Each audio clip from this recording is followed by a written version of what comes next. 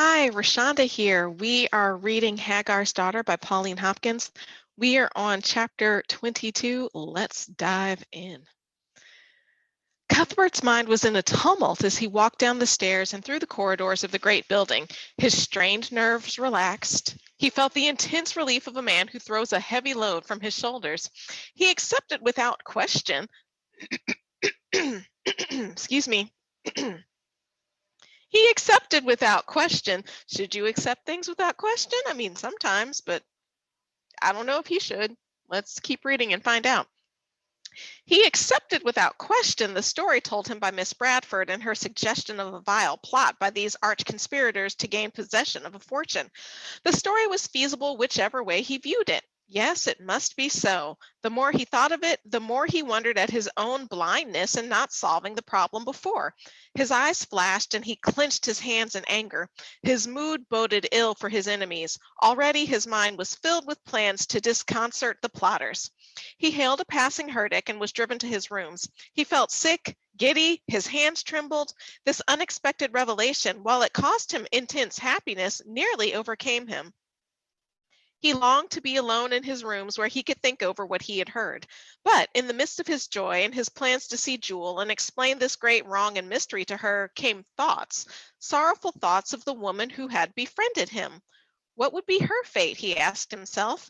Surely it was but a question of time before the chief, with his method of living, would disappear beneath the maelstrom of his own unprincipled acts. It was 9 o'clock when he arrived at home thoroughly worn out. A splendid fire in the grate bade him a cordial welcome. John served him a good dinner. After making a pretense of eating, Sumner sat with his wine untasted on the table before him, smoking and staring into the fire. He sat there for hours, smoking and thinking. Troubled thoughts disturbed him. Shadows lingered on his face, which the pleasant surroundings had not the power to dispel. He was deeply impressed by the insignificant trifles that had solved the secret of the wicked plot in a skillful woman's hands, and more than thankful to know that through her he held the threads of the labyrinth in his own strong hands. He retired to rest, worn out in mind and body. Physical and mental exhaustion brought some degree of calm, and he slept, but his slumber was fitful and broken, and he could still hear the moaning of the wind and the beating of the rain against the window panes. Mingled with these sounds were distorted dreams bearing a shadowy relation to the scenes through which he had just passed. In those uneasy slumbers, he dreamed that he was in a deep, dark pit. Darkness blacker than the blackest night was all about him, but as he lay there, for he dreamed that he was reclining on the floor of the pit, suddenly beneath his body he felt a movement as of a monstrous body, a regular undulating movement. Then it seemed borne in upon his mind that the pit was a snake's den, the monsters, 3 in number, pythons of immense size to whom human victims were offered as sacrifices.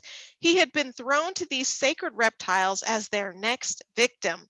In his dream, horror and terror paralyzed both thought and action for a time. Then he realized that he must act quickly. As he looked into the dense darkness, a tremulous ray of light pierced the gloom of the pit, and for an instant, Jewel's face smiled upon him, then disappeared. In that instant of light, he discerned a ladder leading to an opening at the top of the pit, through which he must have been thrown into the horrible dungeon. As he calculated his chances of escape, he heard the dragging and sweeping of a long, ponderous body in motion moving toward him. With a determined wrench, he broke the spell that bound him, sprang up the ladder, and reached the blessed light of day. He awoke bathed in perspiration, shivering with horror, his heart beating with fear. He lay there a while, trying to shake off the effects of his dream, but for a time it seemed impossible. It would not slip away as dreams do. It was too vivid not to leave unpleasant thoughts behind. Finally, he sprang up. It was very early, but he rang for John and took time to make a careful and refreshing toilet. By 8:30, he was ready for the excellent breakfast brought by the delighted John, who had not seen his master so cheerful for many weeks. He wrote a note and dispatched it by messenger to the department saying he would be late and to refer all matters to the assistant secretary until he came. He wandered aimlessly about the rooms, wondering how he could possibly content himself while he waited for a conventional hour to come for a call on Jewel. At length, he resolved to go for a walk and was just getting into his street garments when there was a loud ring at the outer door of the suite. John answered it. He heard a question in a man's voice. "Is Mr. Sumner at home?" Then he turned from the window to answer John's call. He saw his servant's frightened face and close behind him an officer. Sumner stood still in amazement. "Mr. Cuthbert Sumner?" asked the officer. "I am Mr. Sumner. What is your business with me?" "Well, sir," said the man laboriously, "there's been a murder up at the Treasury building there. Young woman found this morning. You're wanted to be at the inquest." "But I know nothing of this affair. Who's the woman?" The officer pulled a paper from his pocket and held it out awkwardly toward him. "Sorry, sir, to disturb you. Miss Bradford is the victim. You were held on suspicion being the last gent or person seen in her company. Charge of murder." "Murder!" cried the horrified man. The officer nodded as he replied, "Ay, sir, and bad enough it is. Prussic acid was the means, sir, given in a glass of wine.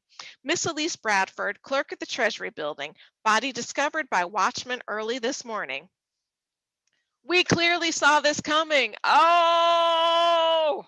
Ah!" He has this horrible dream. He's in a viper pit. He wakes up from the dream. He feels good. He can't go talk to Juliet because it's too early. He eats a great breakfast. He's going to go for a walk, and the police come knocking on his door. Oh, Cuthbert Sumner. "Great heavens," said Sumner, reeling back. "It can't be possible that the girl is dead, murdered." The officer's look said plainly enough, "You know all about it. The police are quick to make victims." "I know nothing about it. She was all right when I left her at 8 yesterday after we had finished our work. Stop, sir," said the man. "I am bound to warn you that whatever you say will be used as evidence against you." "Let it be so," returned Sumner haughtily. "I have nothing to hide. I am absolutely guiltless of the crime, as you will find." So a pause here for a moment. While I'm watching TV shows and people are called in and they're being interrogated, why do they talk? I mean, okay, so this was, 1860s, and people were, I'm sure, weren't being Mirandized, and um, I mean, the Fifth Amendment existed. They had the right not to um, impugn themselves. But I wonder every time on TV, why are you talking? I know you're innocent. Get a lawyer anyway. And people are like, why would you get a lawyer if you're innocent? Because the whole premise of being innocent until proven guilty usually doesn't play out, and almost never plays out if you look like this.